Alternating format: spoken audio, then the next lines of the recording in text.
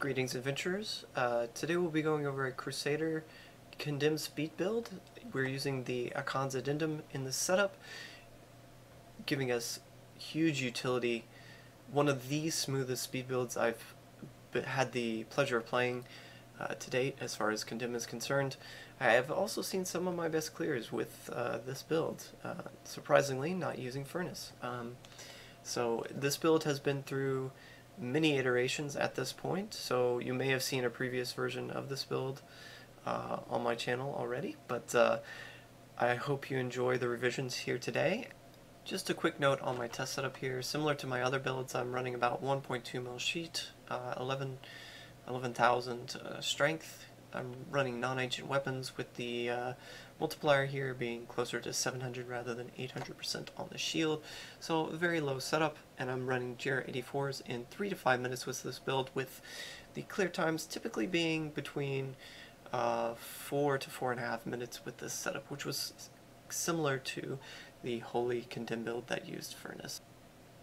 So you may be wondering, what's the gimmick here? I mean, why would I say that an Akkhan's Addendum-based build would be as strong or even close to being strong as a Furnace build? Well, there are a few things here in this particular setup that help it get higher up. Furnace, more often than not, you cannot fit the Wings of Angels law, so you're forced to run a separate gem other than powerful. Something like Wreath of Lightning often takes place here.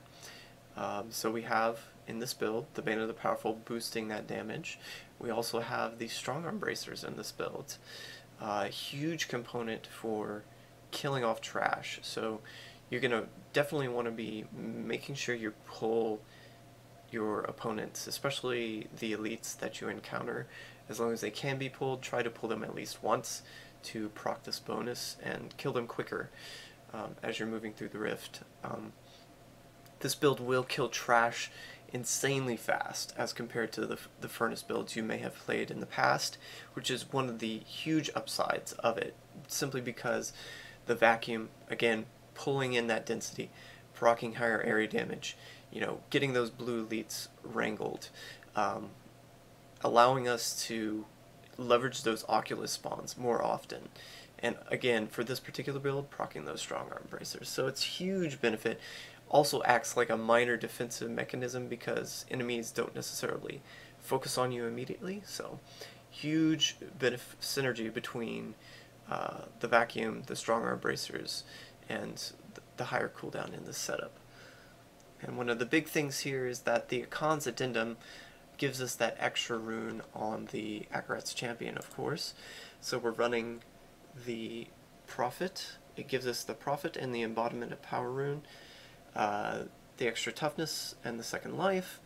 We are using the rally rune, which will help reset our cooldowns kind of randomly, but it is a big help. And then we're running Embodiment of Power, which is huge for this build because it gives us that increased wrath regeneration. This build thrives on wrath regeneration, or uses wrath regeneration as a means of resource management, instead of the typical means of using a different law, using Cinder Coat, using some other means such as hexing pants, possibly, of getting you increased resource or reduced resource. The weapon requires the wrath regeneration roll.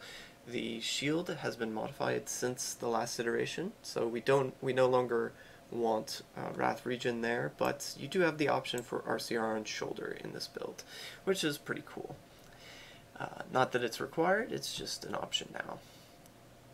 This build offers exceedingly high cooldown for a Condemn build. We're running both the Vigilante build and the Leoric's Crown to get those increased cooldown breakpoints, though the minimum still is 56.5 for adequate overlap on the Akkarats. So if you are missing cooldown rolls, that is the cool thing about this setup. You can get it up and going really quick in a season, and it excels at low paragon clearing. I will say this. So if you're looking to get something together earlier on in season, and then maybe later on switch to a Furnace build, this would be a very good build to go with as well. Though I happen to like playing this build at high paragon as well, so it's up to you if you want to push it beyond that, but it's an amazing build to start with in season. The increased cooldowns, of course, giving us those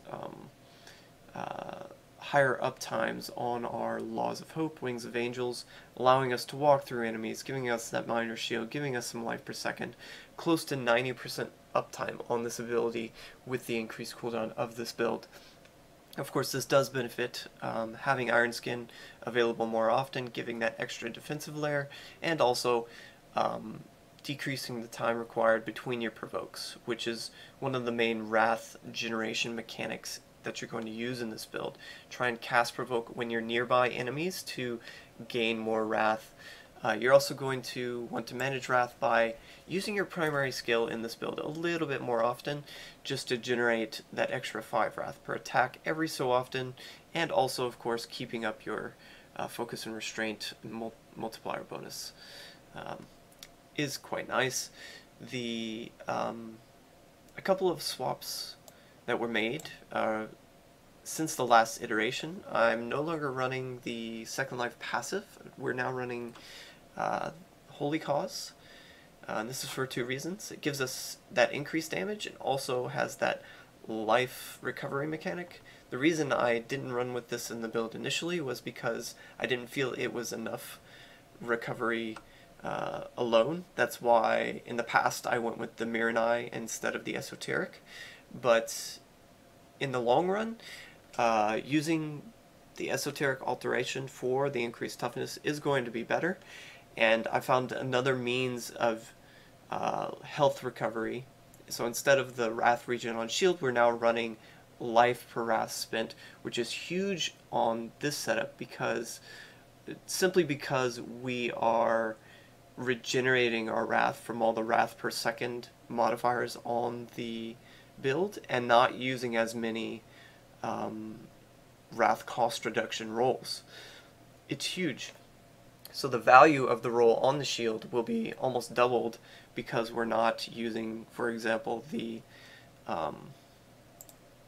Laws of Valor Unstoppable Force rune or using a Cinder Code, these sort of things. The value of this life per Wrath spent is increased significantly.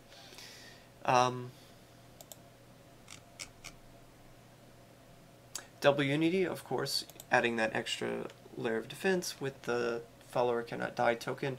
Don't forget your Oculus Ring on your follower. Of course, you're going to want to wear the Akkhan's Addendum and cube the Blade of Prophecy in this setup. That is the preference here. Slash Guard is actually huge in this build because we don't have a lot of melee damage reduction configured. Slash Guard will let us get that higher armor amount, higher toughness, higher base toughness, and let us run the Vigilante belts. That's huge for this build. You can, of course, always swap out the Vigilante belt and go with a String of Ears if you feel you need the extra melee damage reduction. What I advise is simply moving around more. It's a highly active build. Just make sure you're, moving around more to avoid getting hit all at one time by those heavy melee attackers. I hope you can see how the combination of revisions that have been made to this build since its initial inception have produced a more well-rounded setup, at least for softcore in my opinion. This is a really good build. The Holy Cause, of course, increasing that damage, the Esoteric increasing that toughness, and of course getting that increased recovery from both the shield and the Holy Cause will be huge with this build. Granted, Holy Cause is only going to be procced by Condemn, but since we have 2 sources of health recovery in this build, you don't have to worry quite as much about that. Prefer to wear the Nemesis bracers, but if you happen to roll a really good ancient pair, maybe 29-30% modifier ancient strong arms, you can wear those as well. That is an option. Other multipliers I may have missed. Trapped, where you're running Trap Gem, self procs as your pretty much a melee build. huge multiplier there. We're using Finery for that extra 15% strength, assuming you have 10 sockets. We're using the Heavenly Strength ability to wield that two-handed weapon, and Long Arm of the Law, of course, to increase the uptime of our law. And that's pretty much it as far as skills and gearing is concerned. So let's move on now. I'll give you a little bit more detailed view of the affixes. Cooldown, of course, required to be at least 56.5%, but this build really excels when you get those higher cooldown values, so I highly recommend getting close to maximum cooldown rolls on gear in every place possible, excepting the amulet, so shoulders, gloves, both rings, the shield, and the weapon, and the belt in this case. The increased cooldown here, of course, just making the quality of life of the build so much better. Let's see, let's move on to, you're going to want Holy Percent on your bracer, Holy Percent on your amulet. Other offensive affixes include crit on the helmet, bracers, crit hit damage on the gloves, on the amulet. Both rings you're going to want crit and crit hit damage. My rings are rolled with strength at the moment. You will want crit or crit hit damage in that place instead, and then crit on the shield as well, if you can manage it. Priority on the shield here would be, in my preference, is getting that cooldown roll, then getting the life per ass spent, then getting the crit. So crit was lower on the totem pole as far as I was concerned here, but I do place a high value on it as well. Wrath regen, of course, required on the weapon. Cooldown fairly required on the weapon. Let's see. Getting those extra strength rolls where possible, such as on gloves, on the weapon, does help out to boost your finery. This particular setup, you are able to run at least 2 condemn damage additive rolls on gear, so you want that on chest piece, and you also want that on your shoulder piece.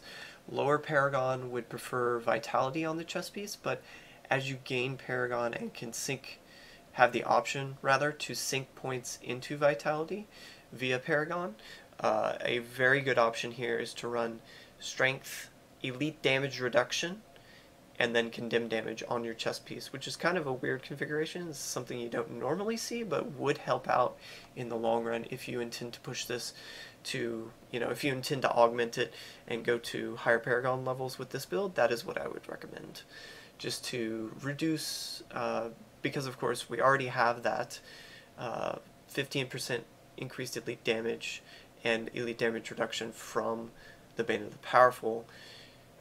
When you put the 11% here, it gives you about 24% total elite damage reduction, which is pretty hefty.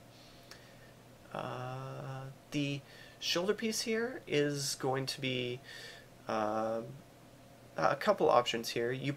Like I said, since we are giving up the wrath per second on the shield as compared to the previous iterations of this build, you might want to gear resource cost reduction on the shoulder.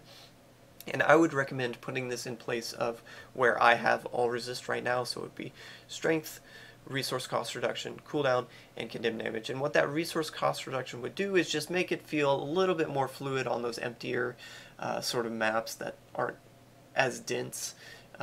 Maybe a little bit more difficult if you get a lot of Juggernauts. This can be an issue as well. So anyway, the other option here is just to roll either all resist or strength vitality in that slot. So it would be instead of all resist, you could put vitality, great option at lower paragon as well. Higher paragon, I would say all resist becomes a huge benefit for this build as well. The gems I recommend in your chest and pants are going to be diamonds, simply to increase your resistances, since we are an armor-based class. We get armor from strength, but otherwise we're not getting a lot of innate defense otherwise, so that's what I would advise. You can opt at higher paragon, maybe to swap 1 or 2 of these out for rubies, if that's your preference, so definitely try it out, see if you like it. That's about it as far as affixes are concerned. Oh wait, before I forget, defense. So defensive affixes, let's go. You definitely want vitality on the helmet. huge source of your vitality in this build. You're going to want Vite on the Nemesis bracers. You're going to want probably life percent on your belt. So it would be Strength Vite, life percent cooldown. But all resist in that place is very good as well. So you'd be Strength Vite, all resist cooldown. That's also a very acceptable configuration for the Vigilante belt. The cool thing about having the all resist there instead of the life percent is you get to put pickup radius out on the secondary of the belt. Pickup radius, of course, being a very good secondary to go after on this build. Other secondaries you might want to look out for include range damage reduction on the chest and amulet in particular. Those are good rolls to have. For defense on the pants, definitely want vitality and all resist. Pickup radius for the boots, all resist, and you can go either armor or life per second, depending on your preference for that slot. Other gameplay tips, aside from what's already been mentioned, is try and use your Provoke Too Scared to Run on pylon spawns and on the Rift Guardian. Keep up your Slash Guard as much as possible against elites and the Rift Guardian. Rift Guardian will take a little bit longer with this setup, so the idea with this build is that you clear the trash faster than a Furnace build would, because Furnace has less innate damage as compared to this build. But once you get to the Rift Guardian will take longer to kill, so you will have to avoid some of the Rift Guardian attacks and try and just keep sustained damage on him. That will bring him down faster and lower the overall clear time of the Rift. If you get lucky with a power pylon, of course, that's GG, because that's the hardest thing for this build, and it improves the clear time on the Rift Guardian tremendously. I do keep Condemn on Autocast for this setup. You can also run Numlock if you prefer. I will put a link on the written guide if you're interested in finding out, learning how to do that if you don't know already, so check the written guide for that information. I want to thank you for tuning in and watching this build guide. I hope you've enjoyed its content and the revised build. I know I'm greatly enjoying playing this build, so hope you enjoyed in season. The upcoming season is going to include the Crusader Akkhan set as the starter build, so that's something to look out for. Stick around, because I will be rolling some more gameplay footage if you were interested in seeing that